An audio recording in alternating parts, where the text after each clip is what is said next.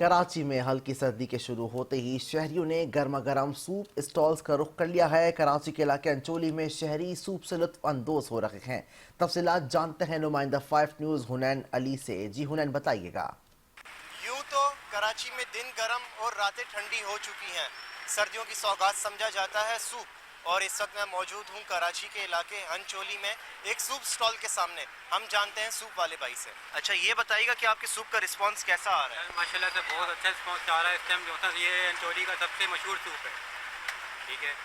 और यहाँ की सूप की खासियत ये है कि सर हमारे पास ये हमारी अपनी ये हरी चटनी होती है, चिली सॉस वगैरह, सोया सॉस वगैरह, और सबसे मशहूर हमारा सूप है अंडा और पापड़ी के साथ, ठीक है। सबसे गाढ़ा सूप है और सबसे मशहूर। तकरीबन रात 12 बजे तक हमारे 7-8 पतीले हमारे ख़त्म हो जाते हैं।